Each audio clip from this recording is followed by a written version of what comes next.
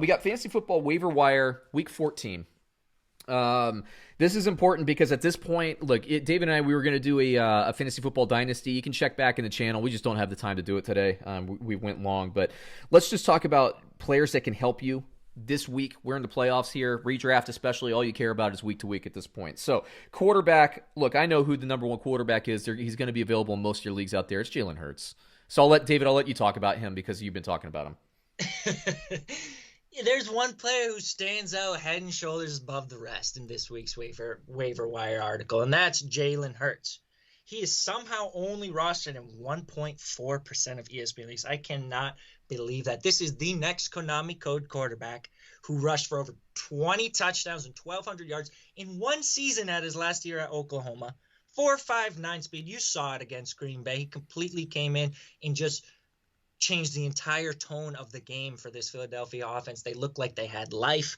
He is a league winner this year. Arizona and Dallas weeks 15 and 16. If he's not already on your roster, you obviously haven't been listening to my advice. So I guess why should you start now?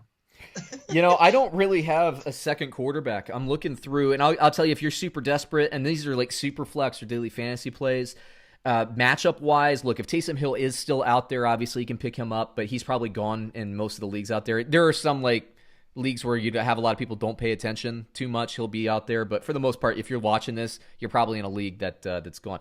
Andy Dalton has a decent matchup. Mike Glennon has a decent matchup. Mitch Trubisky, but honestly, it's Hurts or bust this week, so put in that waiver claim, and he'd be my absolute number one waiver claim this week. Unless you're in that position where you have Mahomes and Josh Allen or something like that, you just absolutely don't need a quarterback. But even then, you get him. Do not let your opponents claim. Exactly. Even then, you don't want your opponent to have them, so you block. At running back here, I'm looking through. You mentioned him, Ty Johnson. To me, all he's needed is an opportunity. He really impressed me when I saw him on film in Detroit before he landed with the Jets.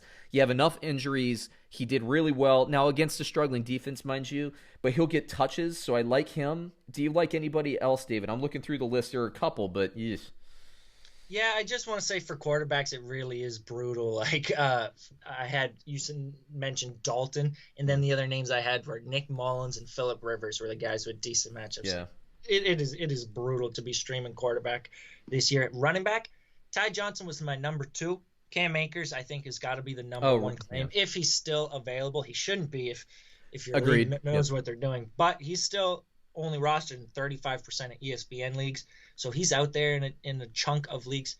We'll see about we don't like him this week against New England. We talked about that against the Patriots. But if he gets the workload, you're going to be excited to start him weeks 15 and 16.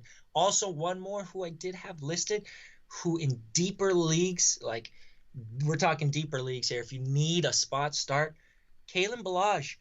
Even with Eckler back, he was still involved as a running back. He still had, I believe, 3 of his own receptions. They're getting the running backs the ball as receivers, and they face Atlanta in what could be a shootout. So I think Kalen Ballage could get into the end zone this week. If you need like a deep, deep throw, I think he's about as good as you're going to find on waivers at this point in the season, other than Ty Johnson, who you mentioned. Right. Other guys, matchup-wise, if you're looking for streamers, daily fantasy, Naheem Hines, I think, is good. Goodness gracious. It's brutal. It is paltry at running back, so I hope you watched this a few weeks ago. Tony Pollard, if you got a spot, just stash Tony Pollard. Stash It's one of those high upside guys who's still available. There's not many of these high upside handcuffs who are still widely available. For some reason, because the Dallas offense has not been as good, people are just not interested in Pollard, which I don't get, because if Zeke was out, even this offense, he's still got top 10, top 12 weekly upside. Jamal Williams of Green Bay's one. Gus Edwards, he's a restricted free agent at this year, but we would think that Mark Ingram, if you cut him, you get $5 million in cap back, and he's not really producing. So I think Gus Edwards and J.K. Dobbins will be the guys in Baltimore next year. I'm just thinking about next year's stashes, because outside of Naheem Hines, I don't like any projections at running back. Wide receiver, though, if you're looking flex-wise, hopefully you have your 2 running backs that you can start. You can find some value. Corey Davis is still out there in a lot of leagues. It's the Davis brothers. They're not actually brothers. Gabriel Davis, as far as I know.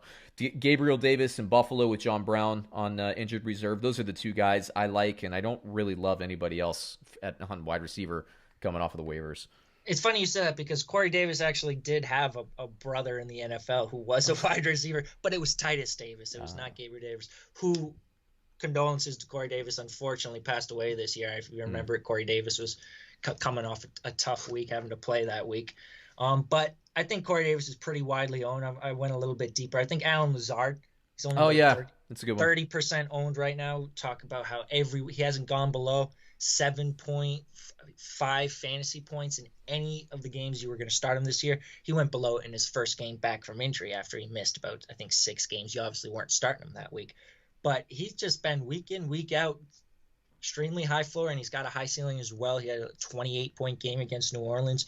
Aaron Rodgers this year, he has one game with 0 passing touchdowns. One game against Tampa Bay in Week 6, 0 passing touchdowns. Multiple touchdowns passing in every other game this year, at least 2 in every single game. He's thrown 4 touchdowns 5 times this year, Aaron Rodgers.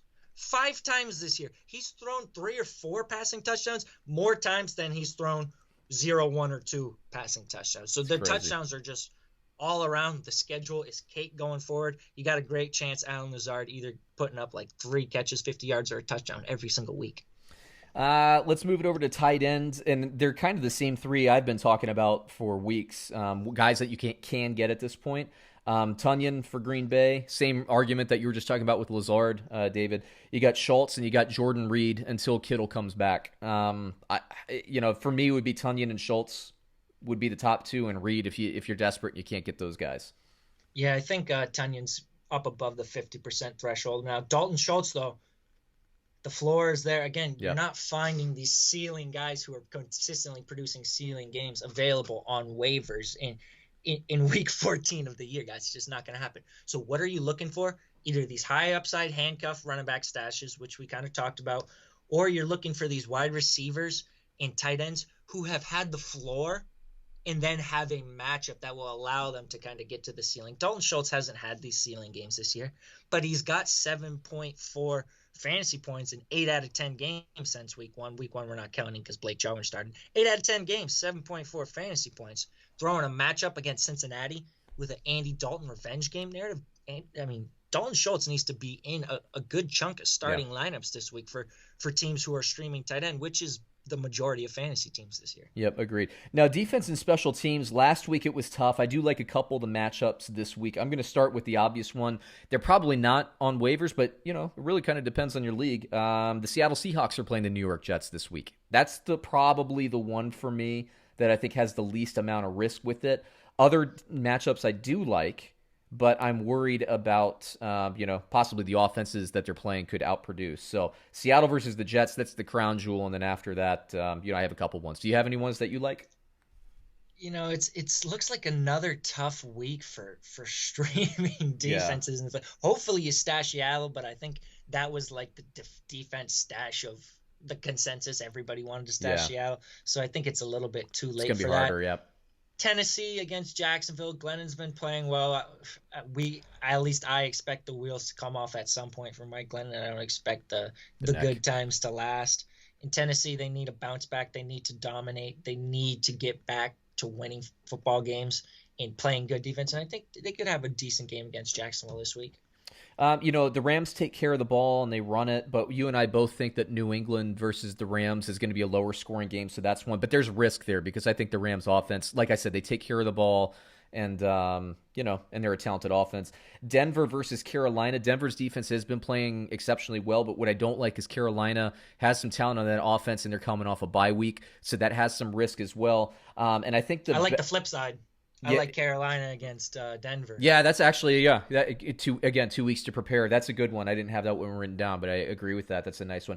And then I would say probably my second, I don't know, maybe I would rank, because Seattle's one, I would probably rank maybe either New England or Tampa Bay as my second defense, because a lot of people would have dropped Tampa Bay going into their bye week. They should have been rostered, but if they aren't rostered, they play a Minnesota Vikings team like we were talking about in our preview. Look, Dalvin Cook, they're going to use him. He's going to be an okay start. Don't get me wrong, but Tampa Bay is going to limit the productivity in the run game, which is going to put a lot of pressure on Kirk Cousins. I think we're going to see interceptions from Cousins this week. That's good for fantasy defense. So, it's either, for me, if you can't get Seattle, it's either Tampa Bay if they're released or New England. But last week was the week to play New England. Yeah. Got anybody else? It sure was. No, I think you just about wrapped it up. Yeah, I agree. So there you go. That's a show. Another long one. I'll be honest with you. We're trying, man. We had expectations to be done in an hour and 15 minutes. Here we are at about an hour and 40 again. So it is what it is, though, man. It's fantasy playoffs. We got to take care. Get you guys all sorts of that content. We want to get you guys as much content as humanly possible. There you go, everybody. Hey, have a great week. Great luck to everybody in their fantasy football playoffs. We'll catch you again next week. We're going to keep you primed, everybody. But we're going to get to this dynasty stuff sooner or later. Thanks, everyone. Appreciate it. Talk to you then.